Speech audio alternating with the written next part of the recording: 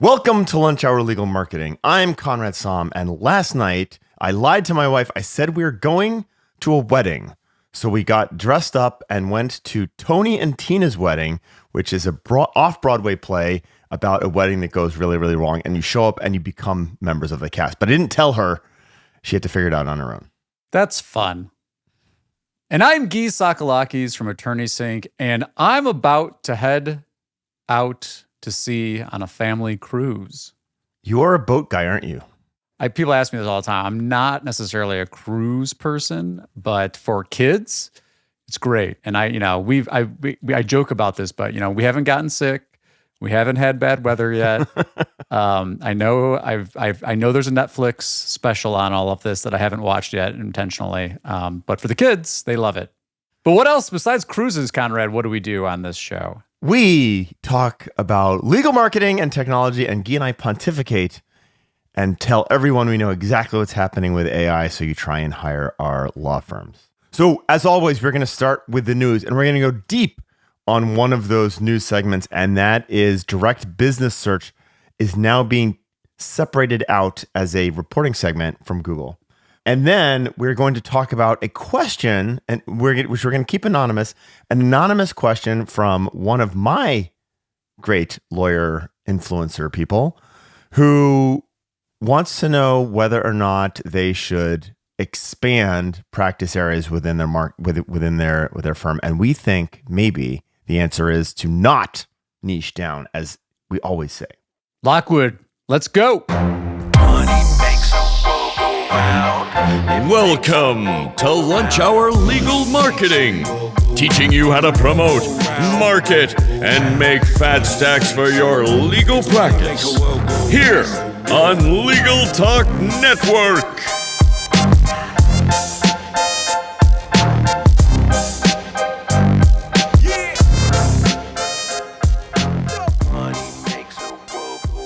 All right, everybody. As always, welcome to Lunch Hour Legal Marketing. We are a small news show. Let's hit the news.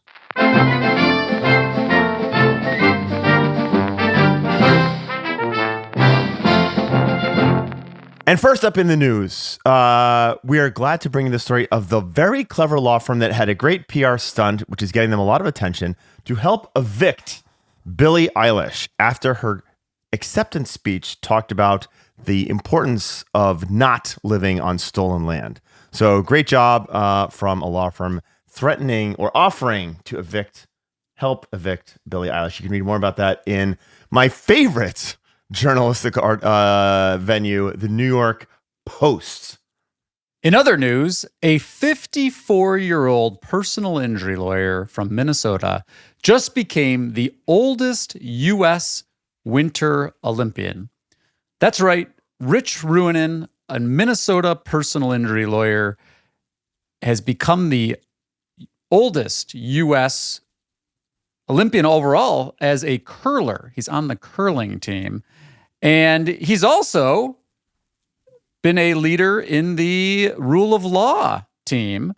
And I'll quote here. This is from Rich. "I am a lawyer, as you know. We have a constitution, and it allows us freedom of speech. It protects us from unreasonable searches and seizures and makes it that we have to have a probable cause to be pulled over. What's happening in Minnesota is wrong. There's no shades of gray. It's clear." So, Rich, thank you for reminding your country. Thank you for representing our country in the Olympics. And the Constitution in the press, right?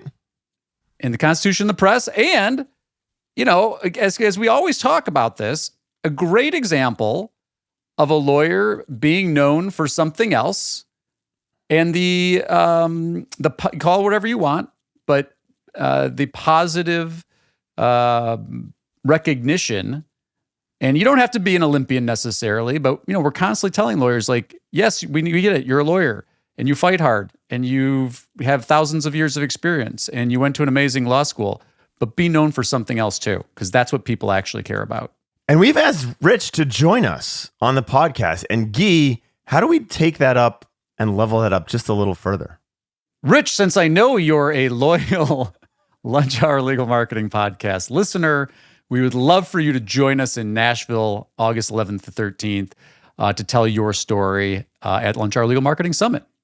I think But that would since be you're amazing. probably not listening, we'll follow up with you. If we could pull when that you're off, less that would busy. be absolutely. Yeah, he's a little busy. The firm said that yes, he would be interested in talking to us on the pod, but for the next 3 weeks, he is incommunicado. I think enjoying the sights over in Italy. Okay, next, Enjoying the Olympic Village. He's at the. We should go to the Olympic Village to interview him about this, right, Gyi?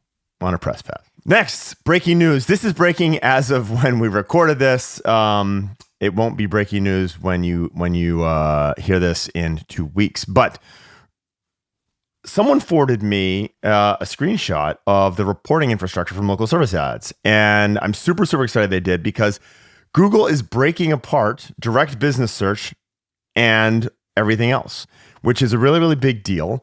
Gyi and I did a segment yesterday on Office Hours, live segment, where we talked about this, and we're going to play part of that segment as a teaser for you guys for our first segment here. And finally, our last news item, there is fresh near media research out. There's a lot of insights. You're going to hear more because we have to decide what's going to be publicly available versus what's privately available. But a lot of interesting stuff about branding and lawyer name recognition and what it actually takes to have consumers recognize your brand. So stay tuned for that. All right, everyone, if you're watching on YouTube, please like, subscribe, keep the conversation going. We would love to hear from you. One of our segments today is from a question submitted to us, and they're always really good. So please ask us a question, and we're going to make sure that you have a link to Office Hours segment in the notes below. Let's take a break. And we're back. And as Conrad mentioned, we recently had a great conversation. We thought it was great about direct business search in local services ads. And this was a conversation we had during our weekly office hours. And so we're going to roll a little bit of that for you now. And then we'll make sure you have a link to the whole conversation if you're interested in knowing more. And we'd love to hear from you on your experiences with local service ads, especially as it pertains to direct business search, and what percentage of your total LSA spend goes to direct business search versus category search. So here's the conversation. Let's start with some breaking news about LSAs. So I was wrong about this. I was wrong. True story.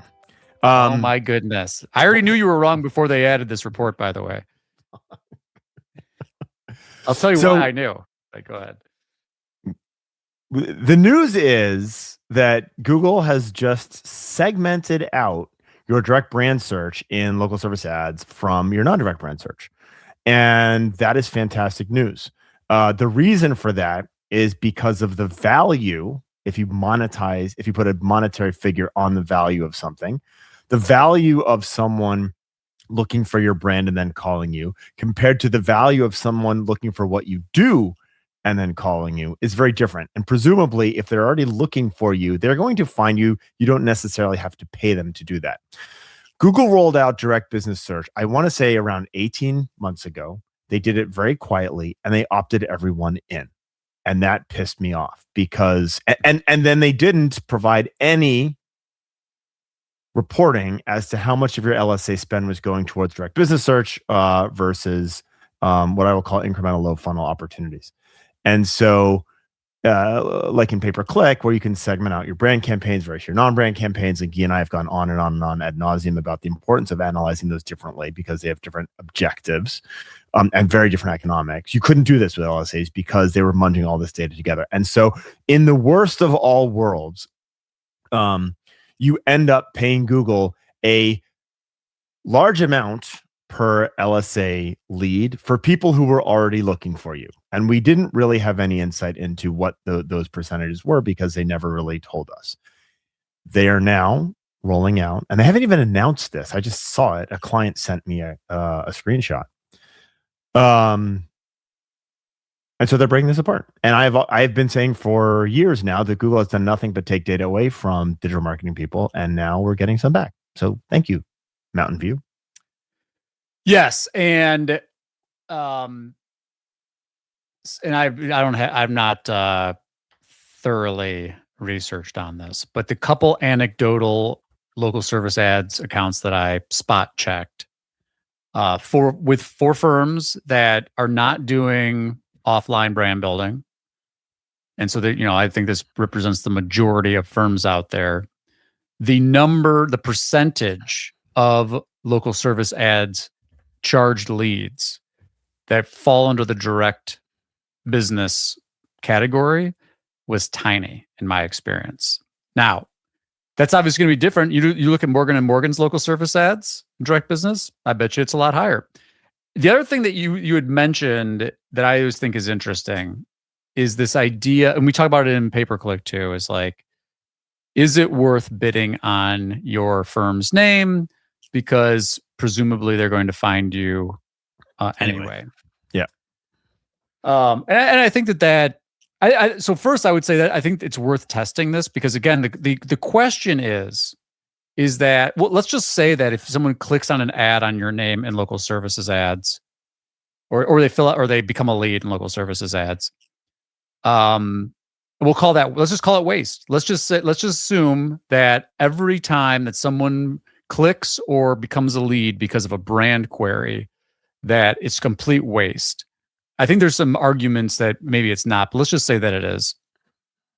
The benefit, the call it halo or whatever you want to call it, that impacts your incremental non-brand, in my experience, tends to be worth it. Now, again, if you're Morgan & Morgan, maybe that's not true. And I just got off the call with the Near Media guys in their latest round of research, and obviously it's proprietary, so I'm not going to dive in. But the thing that keeps coming back is that people don't know law firms. And so if it improves your visibility, if whether it's because they click on a branded ad and it increases your quality score and so you pay less for a non-brand click, or it increases your visibility in LSAs for non-brand, you got to look at the economics of that. If the incremental waste cost is not as high as the incremental benefit to your visibility for the non-brand, it tends to still be worth it. So I think that changes depending on how strong your brand is. And I also 100%. think you really have to look at the economics of this. I mean, we have multiple firms just in the PPC arena that are spending 5 figures monthly, right? And like on brand. On brand. Now, let me ask you this, though. Let me ask you this. And I know because I've seen you present this. I know what you're going to say. Yeah. Well, maybe you don't, because this is just dawned on me. So okay. Is there any chance that some of those brand queries are actually because Google's doing a close variant show? So like you're paying for a non-brand click, but the keyword showing brand? Because I'm thinking of that chart that you show, and I'm like, man, that's nuts.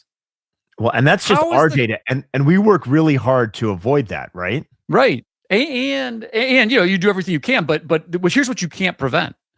You can't prevent. So you're a car accident lawyer. You put in every negative of every lawyer out there. Yeah. But if Google matches a non-brand click to your brand, so it's a search on your brand, but it actually is, it's matching to the non-brand click is the non-brand search is matching to your brand as a click. Won't that show up in the reporting as a brand click when maybe it's not?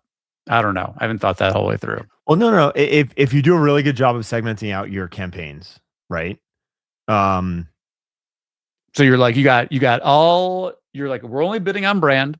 Yeah. You're negativing out everybody else's name as much as possible, which we actually go really, really deep on this because I think it is important. And the fact that the economics are so bad, even for my clients, I'm making, and this is a arrogant thing to say, I'm making the assumption that we do a better job than almost anyone else in minimizing unintended clicks on the brand. The right? waste. on You're kinda our get brand waste campaigns. out. I'm not saying that we nail all of it. There's no fucking way we're able to do that. But I am saying I think we do a better job than almost anybody. And I'm probably wrong about that, but call that out for what it is. We're still looking at in the pay-per-click world, and then I want to tie this back to the LSA thing. We're still looking at over $93 per brand lead, phone call, form. Yeah, it's mad. And so the first question that's in pay-per-click. That's in pay-per-click. So what I wanted to see, Gyi, was how has that matched up to the clicks on LSA's direct business search, right? And what are the costs? So it lines up the numbers that we're seeing out of, and this is again very. I've been looking at this for less than 24 hours, right? Yeah. And so my data set is very, very small. But for the firms that I've looked at, we're seeing leads, cost per leads on direct brand search of over $100. They've been typically between $100 and $115. That is a very, very expensive spend. Now, the question, your question is the right one. Does just showing up, is that worth it from a brand awareness perspective? Because people really don't have brand awareness around legal. And is just showing up worth it? I think you could make the argument that is the case. Having said that, if the objective here is brand awareness, and probably not brand affinity, are there better ways that I could spend that $100 to build brand awareness than just paying for people already looking for me? And I think the answer to that starts to become yes, at some level of cost per lead that is north of $100. Yeah, no, I think you're right about that. I think you're right about that. The thing that I'm implying, the question that I'm implying is that if you have direct business search on, yeah, and it increases your leads per impression, and you're feeding the machine a higher leads per impression number, does Google say, hey, this firm is taking a higher ratio of the number of times we show the ad to accepted leads? And that would only that only matters if you're feeding it back through LSA. So if you're $100, I agree with you. I think there's a better ways to spend $100 somewhere else, but they don't have the same impact on LSAs. But why not? Anyway, why not? Because remember, if my thesis is that Google shows you a higher percentage of the time, even in non-brand, based on the percentage of leads that it gets paid on per impression. Okay, so I think my point is, I think your leads per impression number, I think you can drive that up from a brand awareness perspective by spending that brand money elsewhere, even in LSAs. So I'll use my typical client as an example. Hold on. You go and you drive more brand awareness through whatever it is. More people are searching on your name, but you have direct business search turned off on LSAs. The machine is not reading that. Sorry, is your point? You can drive higher engagement from an algorithmic perspective in LSAs by essentially bidding on your brand, because people who are looking for brand are going to convert at a higher rate. If you compare total impressions, like so LSA account wide, you compare impressions to number of leads with brand on, that ratio is going to be higher. So it's going to artificially inflate the leads per impression. And so Google's going to carry that across to non-brand.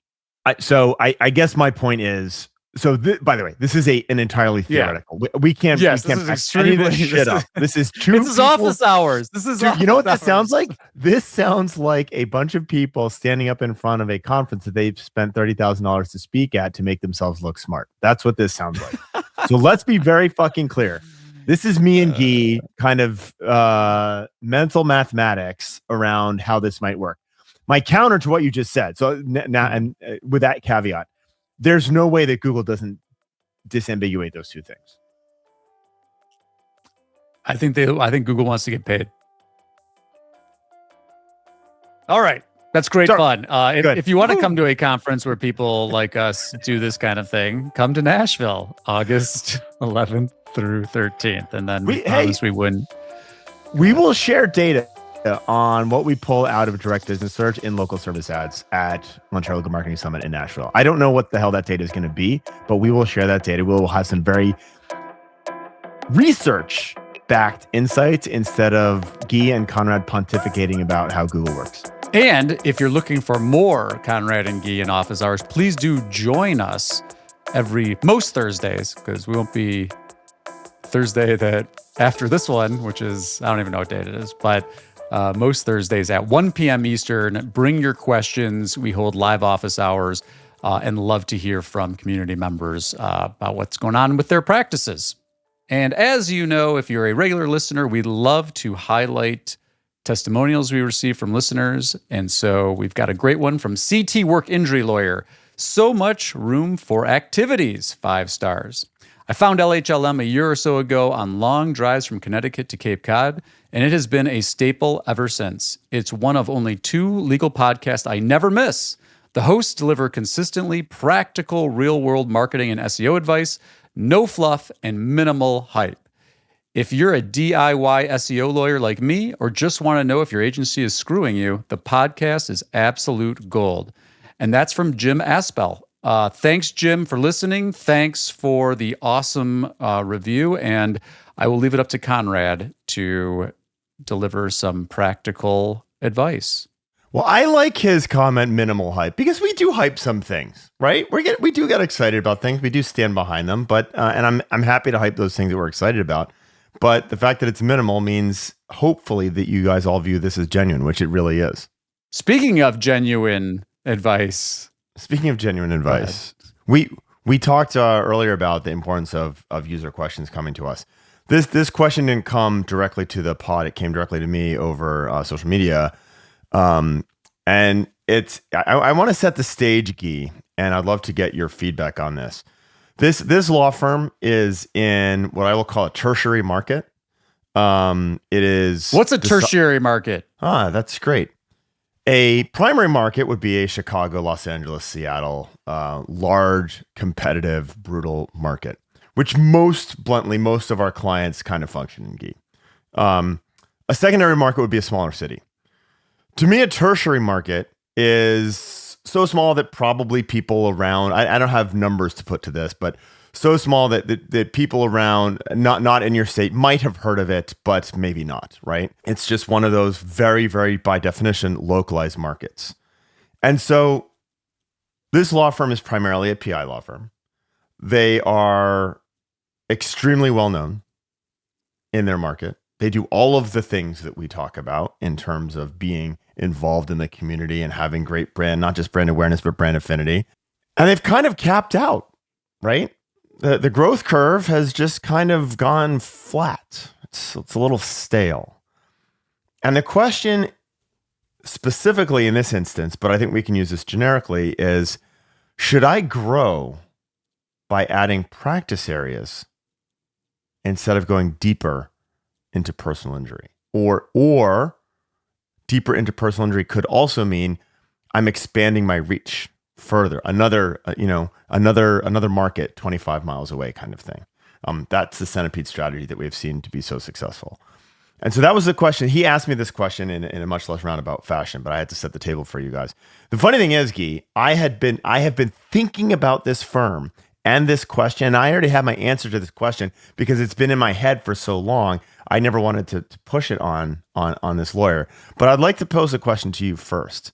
Do you think a good strategy, and then we can get into the marketing tactics of why or why not this would be a good strategy, would be to grow through the opposite of niching? You and I talk about the importance of specialization and niching and focus and all. We talk about this all the time. Is this an example of where you should discourage specialization and in fact encourage kind of portfolio theory on practice areas? Yeah, it's a great question. It's a great conversation point. There's a lot of it depends in here because my initial reaction is, why not do both? And I think we should lay out some of the trade-offs, right? It's always about trade-offs. And so I'll work through some of the things that I think about in terms of trade-offs, and then we can see where it goes. So, there's a built-in assumption that you kind of made a premise of the conversation, which is that this firm is already capturing 100% market share in their community for all personal injury. So sorry, I would say not 100%, but you get to a point where you can't. There is probably, and I don't know what that mathematical answer is, but you probably can't get more than 40 or 50% of a market. At some point in time, you cap out. So sorry if I said 100%, I didn't mean that. Yeah. Well, you didn't. I was just Okay. So there's still, so the point being is that there's still opportunity for growth within personal injury. Correct, because you have not killed all your competitors off. But that incremental growth may be very difficult, maybe unachievable, maybe extreme, maybe more expensive. All those kind of things. It depends on the market and all this kind of stuff. The trade-off here, though, to do the diversification, the multi-practice area approach, and not even getting into tactical, but just the psychology of it is that are you able to maintain that position as the leading expert on this practice area, right, and add additional practice areas? And so I want to save the tactics here, but it's funny, I was just on LinkedIn and I saw this firm that I know, and in their headline it says, something like premier DUI lawyer and injury lawyer. And the injury lawyer part, when you look at their entire profile, looks like so like on the side. Like, oh, and by the way, it's a side injury lawyer too. I think we talked about the brand 1-800-DUI Away. That's a brand in Seattle. And now they're 1-800-DUI Away and personal injury, right? Lots of people are thumbtacking personal injury on their firms in an attempt to play the game. Yeah. And not to mention, by the way, that adding additional practice areas, there are more issues than just the marketing aspects to it, right? So, hiring lawyers, and are you partnering, and can you be that quote unquote positioned expert on that other practice area? But I think when we started this conversation, what I was really thinking is, and you wrote it in the show notes here, is this one law firm, all people type of thing, where you're more of a generalist, right? You're leaning into this idea of like, I'm a generalist in my community. If you have any legal issue at all, if you think you have a legal issue, I don't care what it is, come to me. That to me is the strategic difference. And so you're not really positioning yourself as injury plus criminal defense plus family. You're positioning yourself as law. We do law in X tertiary market, right? Exactly. Right. The other thing that I've always, I think there are, I've seen a lot of examples of that in that community. That's what makes the most sense. They tend to be communities where there aren't a lot of other lawyers. There's not a lot of competition in general, and you're the go-to. So when a law thing comes up, they're coming to you, and I think that can make a lot of sense. But I'm always like, in considering trade-offs and considering the centipede strategy and broadening, and again, a lot of depends, because it depends on like what communities are around you and other major cities might be around you, or in a suburb, or you're in a rural community, all that kind of stuff. I always want to think really hard about losing the positioning. My David C. Baker mind is always on the positioning aspect. And so again, in this context, you're thinking, okay, will more people become my client thinking of me as law for all? Yeah. Is there a risk of losing some of the PI clients that might have come to me before because like I'm the personal injury person? So my question there, I think that's the right question. Comment. It's the positioning piece. So this is my question for you. Are they coming to you because of the positioning, or are they coming to you because the positioning and tactically from a SEO, historical SEO perspective, has focused on bringing you there? Like SEO has rewarded that specialization, right? But my question is, I'm giving the answer by my opinion by asking the question. Are people coming to you because they think you are an expert and you've demonstrated amazing expertise in the practice of car accident law? And I think that's what you need to research. And again, obviously you need to research it outside just the context of SEO and demand capture. But That's what I'd be thinking about. Are they an 80% demand capture from search on their clients, or are they 80% on I know you from the community and it doesn't matter what you practice. I'm already coming to you because you're the lawyer in town. And I always just, even if it's not a car accident, I'm coming to you because you're a lawyer and maybe you know other lawyers or maybe you can refer me or blah, blah, blah. But I'm always want to make sure. And this is the other thing about this. And I think what I would be doing here is I would be testing. And I think, again, I don't know this firm. I don't know what their budget is. I don't know anything. Give me any. But I would be like, maybe you would take some of your marketing budget and say, hey, look, let's see if we can test an ad campaign, or maybe it's a super hyper local offline campaign, or maybe we do some consumer research in our area, and that might be as easy as like inviting people out to dinner and doing like a focus group on your firm. Like get some members of the local community to come together and be like, when you think of me, what do you think of me about? Do you think of me as a car accident lawyer? Do you think of me as the lawyer in town? And so I think that would help inform the decision of whether to double down and expand on PI elsewhere or to broaden across practice areas. But again, see, to me, if you're going to do I'm the lawyer for everyone, you're not really marketing on practice anymore. You're just marketing on law, period. It's not injury plus criminal defense plus family. It's law. I'm the lawyer in town. That's right. Do you remember, I can't remember what venue this was. You and I were together and someone asked a similar question to this. And we turned this into a partial segment somewhere where we talked about if you are getting referrals for outside, if you're getting requests for outside your practice area, it indicates that you have done an amazing job of branding, and it is a success metric and not an annoyance, and you shouldn't think of it as such. And I think that's what you want to be thinking about, because if you are consistently getting referrals for things outside of your practice area, it just reinforces to me that your positioning is not about being a specialist in family or estate planning or tax or personal injury.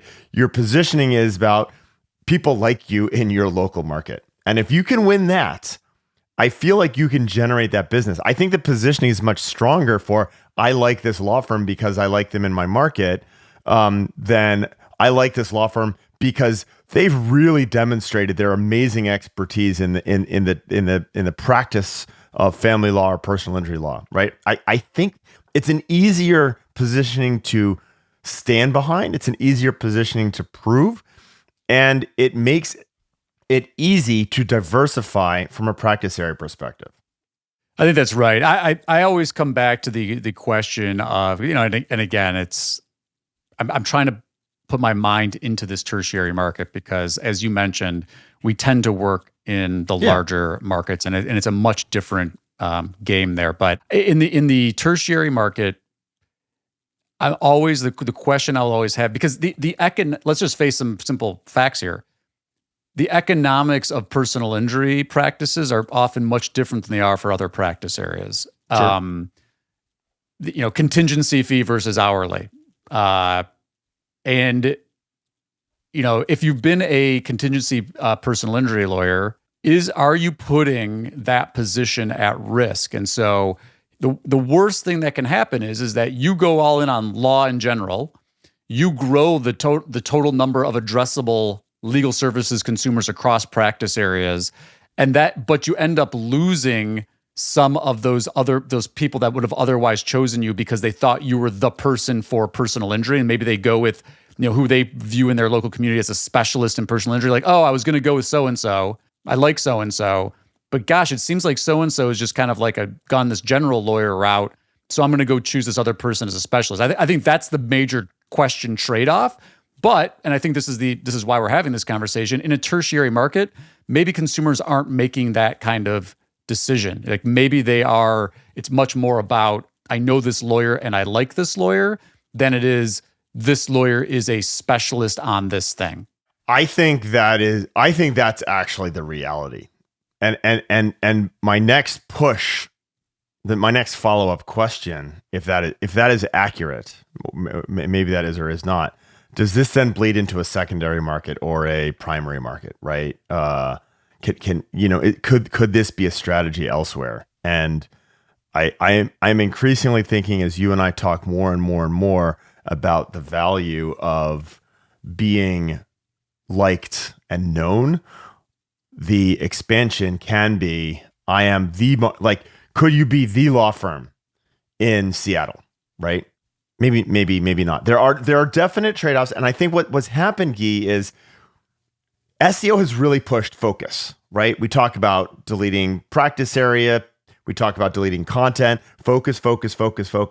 And so and it's a basic, obvious concept, right? People want to hire a specialist, even though you can't call yourself a specialist, but you want to hire someone who's focused, right? We have bought into this. I have bought into this for years, literally decades. And I'm just thinking, the funny thing is, Gyi, it feels like it might be coming back to the original model of the local law firm, right? The local law firm probably did lots of things. And there's examples of that. I'll use an example we use on this podcast on occasion. Martinson and Beeson in Huntsville, Alabama. This is their model. They do all these things, right? They do all sorts of different practice areas. They're not a massive firm, but they are very well known and very well loved in Huntsville, Alabama. I have done clients like this in secondary and tertiary markets. They typically tend to be that law firm that has been around for 100 plus years, which Martinson and Beeson is. There's other examples of this where they were the place that you went to, right? They were the place that, you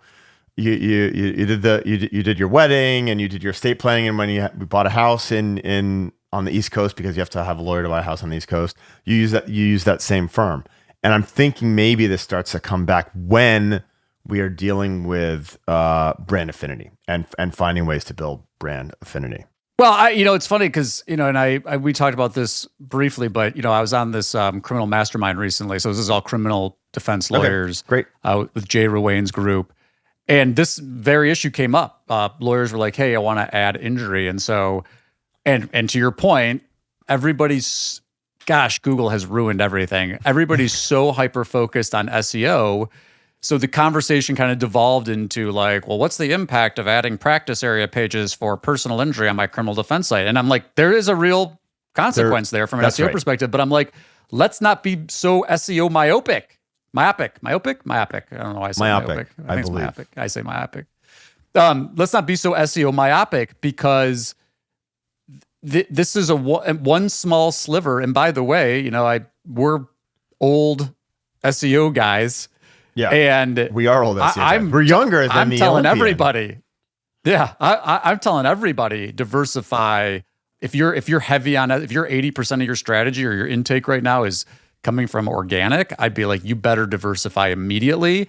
And so again, trade-offs, and there's things you can do. You can have separate sites, and there's ways to handle this so that you're doing it in a way that you're not confusing the machines. From a local SEO standpoint, though, look, you get one primary practice area per office location, and you get one primary practice area per practitioner page. And every time you add a practice area, you've got to market the heck out of it. So anyway, that conversation went into these things that you and I probably talked about ad nauseum about how to deploy a multi-practice area firm. But again, the thing that I keep trying to remind myself in this conversation is that it's not about, you're not marketing practice areas. You're marketing that you're a lawyer, and you're marketing that, and you're leaning into the affinities you have in the community versus that I'm an expert on X, Y, and Z thing. Well, I want to put this framework out there because I think it's important. I thought what you were going to say was if you're doing criminal defense and you want to move into personal injury, you can't throw on a trucking accident case on your criminal defense site and get trucking accident cases. That's not how this shit works. It's actually, that is counterproductive and stupid because you are going, from a pure competitive perspective, you are going up in competitiveness. It's like moving from the suburbs into downtown from a location perspective. It's doing the same thing from a practice area perspective. On the flip side, Gyi, and the reason we started with personal injury as this conversation, because it works from a conceptual perspective, but I think you need to think about for everyone, where are you in the competitive set of your market, right? So if you're in personal injury, you can add the potential to add and be successful. If you're successful in PI, the potential to add other practice areas and continue success is very real. If you are in estate planning and you want to add trucking accident cases or brain injury cases, that's just stupid. So I think you need to understand the hierarchy of where you are from a competitive set, which you can do for your own individual market from a competitive research perspective, or you can use a very simplistic framework. Personal injury, criminal defense family, everything else, right? And so as you go down, the opportunity tactically to be successful, if you're successful in criminal defense, you can move into immigration, for example. So when you say that, are you applying that framework across every channel? Because I certainly agree with you in the context of search, I'm direct response. not every channel. It doesn't equate. And in fact, in some channels, it is problematic. And there's a great post by Darren Shaw yesterday, the day before. I'll see if I can find it and throw it in the show notes. Talking about this was really fascinating, and I sent it to my peeps internally. Talking about like this exact question, right? He wasn't talking about it for legal, but he was basically saying your best practice here is to have a separate Google business profile because of the importance of the primary category. So a separate business profile with a different primary category: estate planning, family, criminal defense, whatever it might be. A separate website, right? Separate phone number, separate name, right? So all of those things. Now you have the problem in local search specifically. Now you have the problem of why we've been pushing specialization all of the time, right? And so you need to think about every single channel is going to function fundamentally differently, right? From an SEO perspective, the more concentrated you are, the better off you're going to play. From other perspectives, the diversification is actually the right answer. And so you need to look at your assets and liabilities, your competitive set, what you currently do, and determine whether or not this works for you. But I do think there are cases, and especially in the smaller markets, to be the all things to all people firm. And that's much more cost effective than getting another personal injury client, right? That's right. And with that, dear listeners, we are out of time. Thank you so much for dropping in for this edition of Lunch Hour Legal Marketing. As always, if you're new here, please do subscribe, leave a review, hit us up online with your questions, join us for office hours on Thursdays. We are greatly appreciative of your attention. Until next time, Conrad and Gyi, we're out of here. Money makes a world go round. Money makes a world go round. Yeah, money make a world go round.